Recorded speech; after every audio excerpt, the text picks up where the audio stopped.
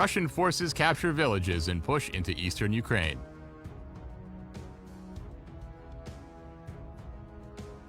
Russian forces have captured several villages in eastern Ukraine in their offensive to fully control Donbas, Kiev has said, while Moscow reported blasts on its side of the border and fears mounted that the war may spill over into neighboring Moldova.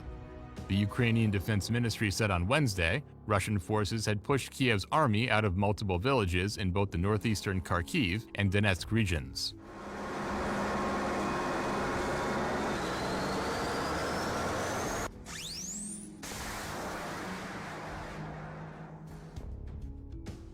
The Kremlin said this month it was pulling its forces out from around Kiev to focus on capturing self-proclaimed republics of Donetsk and Luhansk in Donbas, which have been controlled by pro-Russia separatists since 2014.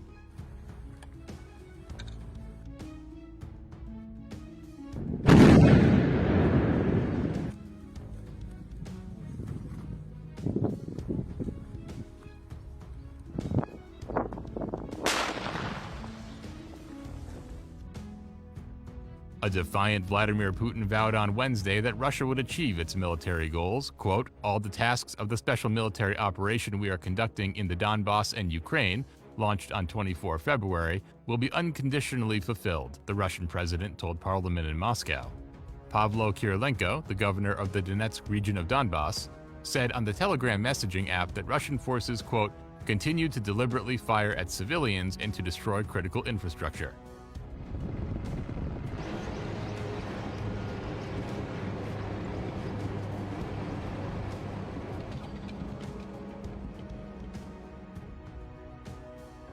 The Interior Ministry of Moldova's pro-Russia breakaway region of Transnistria, which borders western Ukraine, said on Wednesday that shots were fired overnight from Ukrainian territory toward a village housing a large Russian ammunition depot. The ministry also said drones were observed over the village, and it claimed they too had been launched from Ukraine. Its statement came after a series of explosions in the unrecognized region that authorities there referred to as terrorist attacks.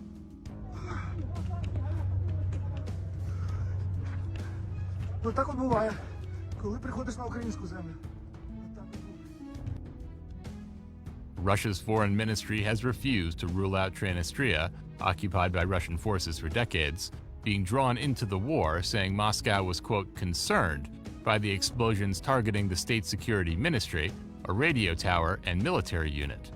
It was not clear who was behind the blasts in Transnistria, but the attacks gave rise to international alarm that Moldova could be Russia's next target, or that Moscow could try to use the breakaway region as another launching point to attack Ukraine. Сосредоточение украинской боевой техники. Российскими средствами противовоздушной обороны сбиты в воздухе 4 беспилотных летательных аппарата. В районах населенных пунктов Чернобаевка, Индустриальная, Гурты и Нижняя Крымка. Ukraine's deputy defense minister, Hanna Maliar, on Wednesday accused Russia of preparing to use Transnistria as a bridgehead, while President Volodymyr Zelensky claimed Russian special services were working to, quote, "destabilize the situation." The UN and US have expressed alarm but have not yet backed Kiev's claim that Moscow was responsible for the incidents.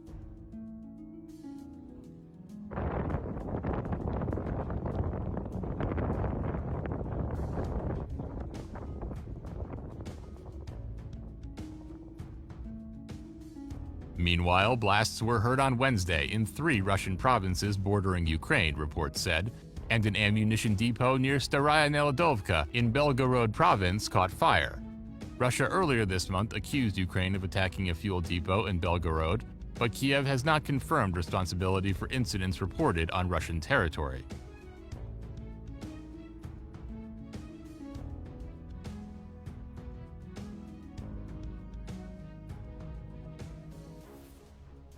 The Ukrainian presidential advisor, Mikhailo Podolyak, said it was natural that Russian regions where fuel and weapons were stored were learning about demilitarization, a pointed reference to Moscow's stated objective for the 9-week-old war in Ukraine, which it calls a special military operation to disarm and denazify its neighbor.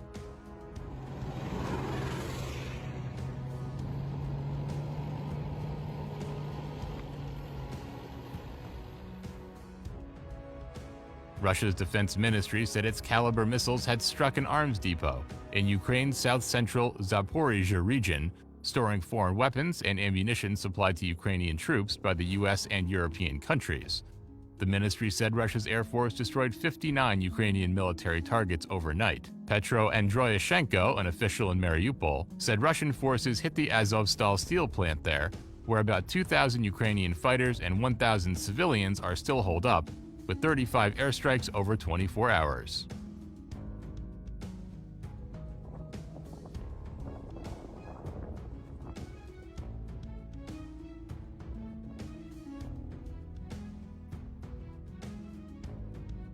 Despite the collapse in ties between Russia and the West, Moscow and Washington carried out a prisoner swap on Wednesday.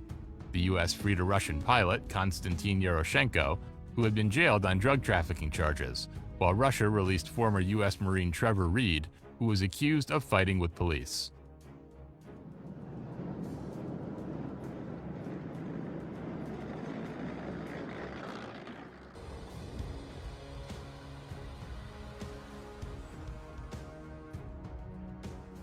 Zelensky has been pleading for heavier firepower to push back the Russian advance in Donbass, but Western allies are wary of being drawn into an outright war with Russia.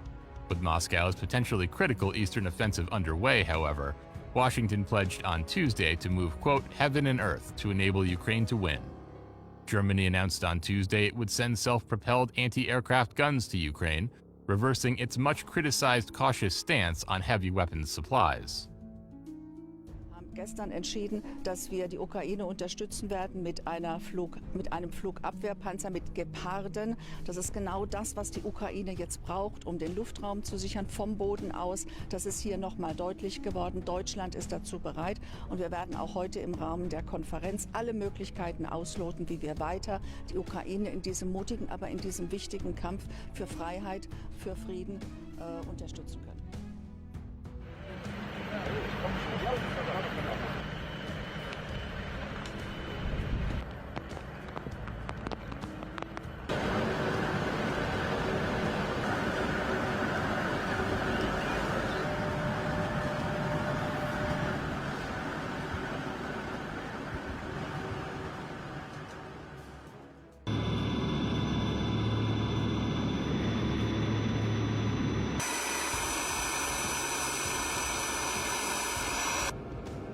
Перейти в готовность 1.